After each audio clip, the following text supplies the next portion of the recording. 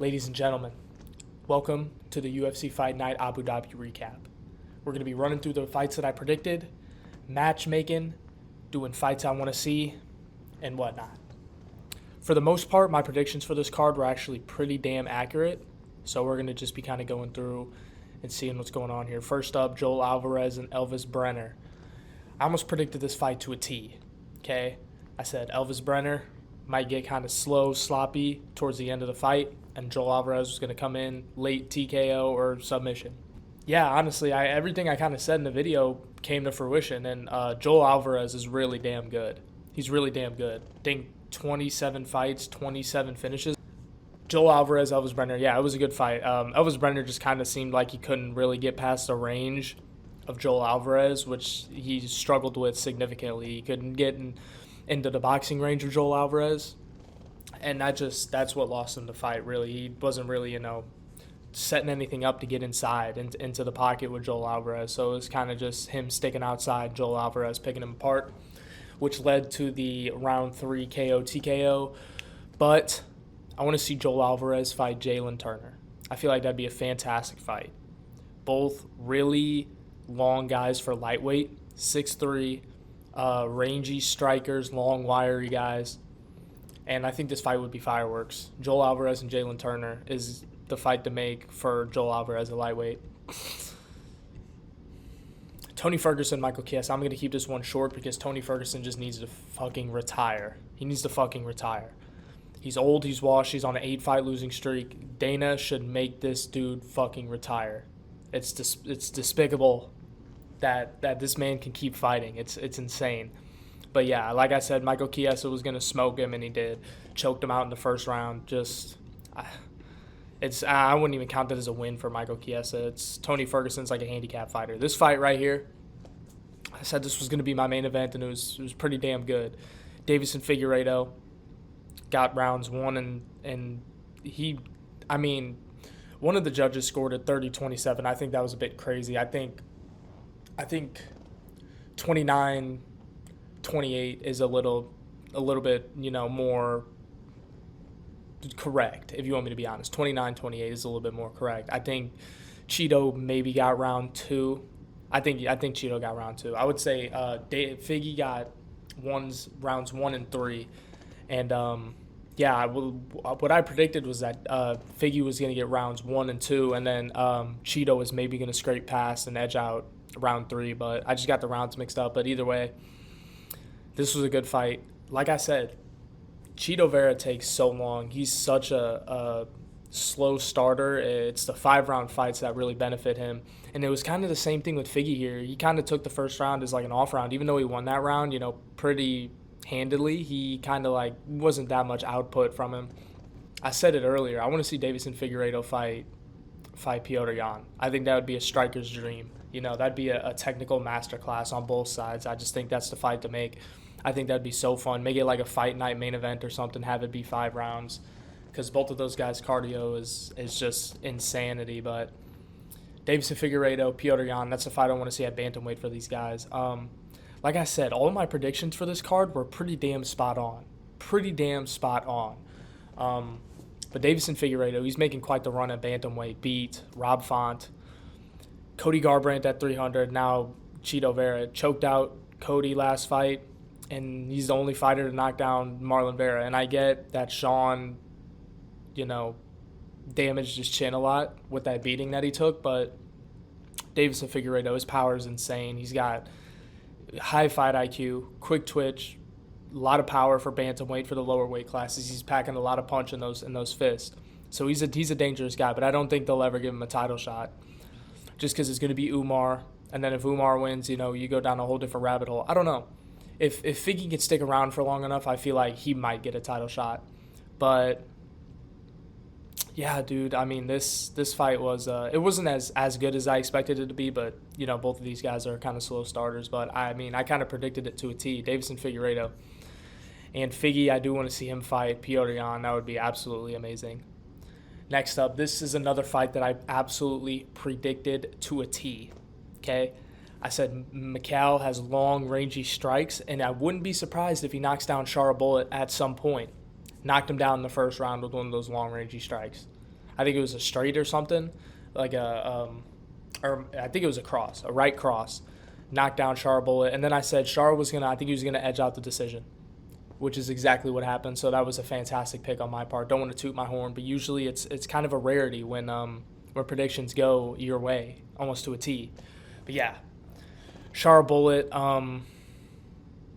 talented, but he kind of, got a lot of stuff exposed in his game again this fight.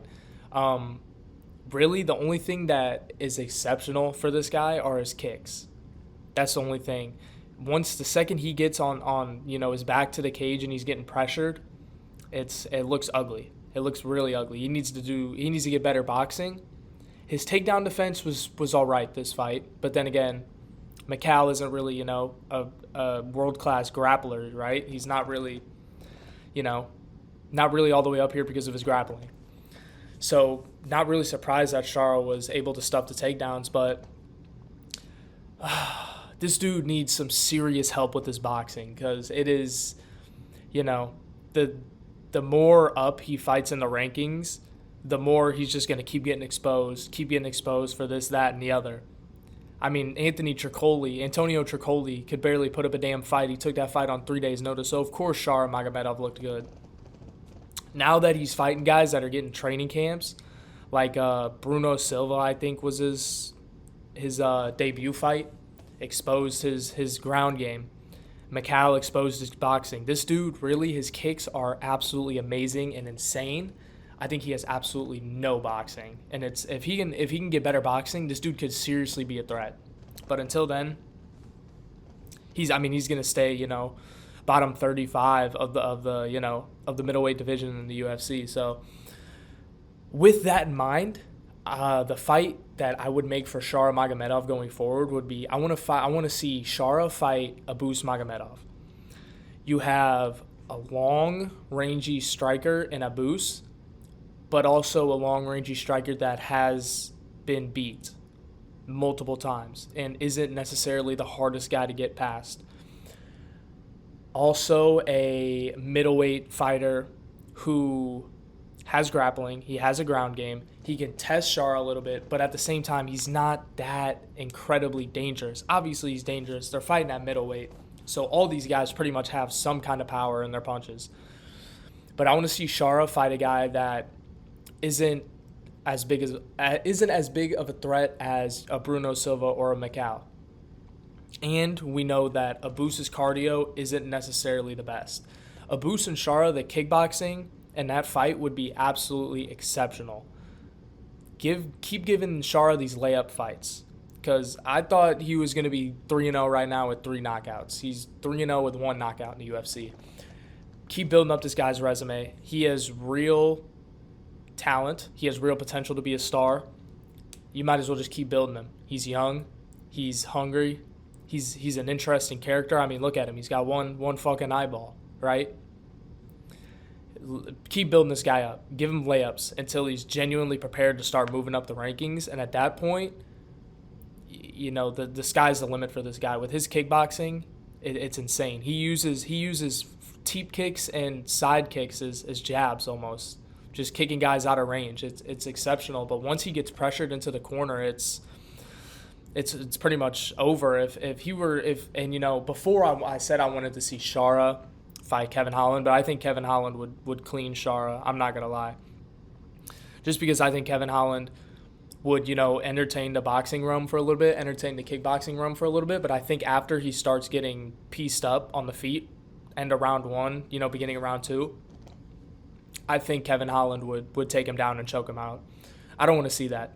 As much as I do like Kevin Holland and I do want him to get another win, that's pretty damn entertaining.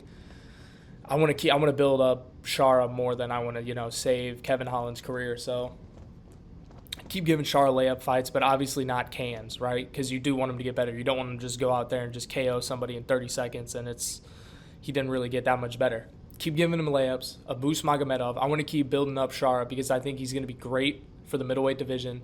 And like I said in my last video, if the time comes, we need to see Shara and Izzy at some point. 3 years down the line, 4 years down the line, if Izzy's even still fighting 4 years down the line, that is a fight I want to see. Kind of like an Anderson Silva and Israel Adesanya fight where, Anderson Silva's passing the torch to Izzy. Maybe it's something like that. If this dude can really level up his boxing and his grappling that much more, we could be seeing a fight like that maybe within the near future. And by near future, I mean next couple of years. So, but anyway, I got that pick right. I went 5-1 on the main card, which is absolutely exceptional. This is the only fight that I got wrong, unfortunately. Damn. We got to start talking about these Dagestani grapplers that are actually like outstriking our favorite strikers, because it's becoming an issue, right? It's becoming an issue. Islam outstriking Charles, outstriking Volk twice, KOing him once. Islam outstriking DP. Now we have Umar outstriking the nerd Corey Sandhagen. I mean, it's time we got to start talking about, they're not just Dagestani wrestlers. They are extremely well-rounded MMA fighters. And I think that's, it's kind of always been known, but they've always been, seen as wrestlers and grapplers and, nut huggers and this, that, and the other. Corey Sandhagen got outstruck by Umar Nurmagomedov, right? And, I mean, it's just, it wasn't the most entertaining fight. It wasn't the best fight, but it was convincing, right? I mean, I gave Corey round 1. After that, I didn't give him another round. He took no risks that fight. He put nothing out there, It was just kind of like, I feel like his only thing that he really might have stressed in camp was takedown defense and get-ups. It doesn't look like we saw anything new from Corey when it came to the boxing, when it came to the kickboxing, when it came to anything else. His takedown defense and his get-ups were amazing. That's great and all, but you got outstruck on the feet too. So it doesn't really matter at the end of the day, but it definitely hurt to see Corey Sandhagen lose to this guy, because I don't think that Umar deserved that, but it is what it is. It is what it is. Now, after this fight, Dana White said that Umar is fighting for the belt next, fighting the winner of Merab and Sean, which I don't agree with at all. I think Sean O'Malley is going to beat Merab. I think Umar should sit out for a little bit. I want to see Umar fight Merab. That's the fight I want to see. Another test. Give him another test. Now, Merab has been the number 1 contender for a long time now. We know he's obviously good, right? He's not good because he chokes people out, because he knocks people out. It's because of his pressure. I want to see if Umar can truly, handle that pressure. If he truly has that gas tank to go a 5 hard, extremely grueling hard 5 rounds. Piotr didn't. If Piotr and Umar fought, I would pick Piotr to win. I really would. Even right now, I would pick Piotr to win. His grappling's exceptional. His striking's exceptional. He takes risk. And I thought Corey Sandhagen took risks, but it's just, I don't know. I thought he might have broke his hand after the second round, because he was barely throwing any punches. It looked like he was scared to get took down, but it was disappointing. But yeah, I want to see Umar fight Merab next. And in a perfect scenario, in Peaches and Creamville, if I was Lucas Tracy, in Peaches and Creamsville, what I would do is I would have Umar fight Merab for the number 1 contender, and I would have Figgy fight O'Malley for the belt. O'Malley would probably get past Figgy, and then the winner of Umar and Merab fights for the belt. But obviously, that is not the scenario that we find ourselves in. So now we have Umar fighting the winner of Merab and Sean. And if Merab wins that fight, great. Then what do you do with Sean? It's a whole thing. Umar was not supposed to win this fight, because now it kind of fucks up all the rankings. But, he put up a good fight. Outstruck one of the most creative strikers in bantamweight. So, I mean, and it wasn't fluky. There was no cheating, this, that, the other. I mean, he beat him fair and square. Very decisive win. But yeah, I mean, it was a good card. The main card was kind of lackluster in finishes. I mean, aside from Michael Chiesa and Joel Alvarez, I mean, there were no finishes on the main card, which is, I mean, about right for an Abu Dhabi card. But Davison Figueiredo knocking down Marlon Vera was pretty damn cool. Yeah, I mean, it was an all right card. It was definitely an all right card, but I'm probably not going to be breaking down this fight night that's coming up, just because it is a little underwhelming compared to what we've had the last 2 weeks. I'll post my picks on Instagram, but I'm probably not going to do a video. I might just make like a different video this week for something.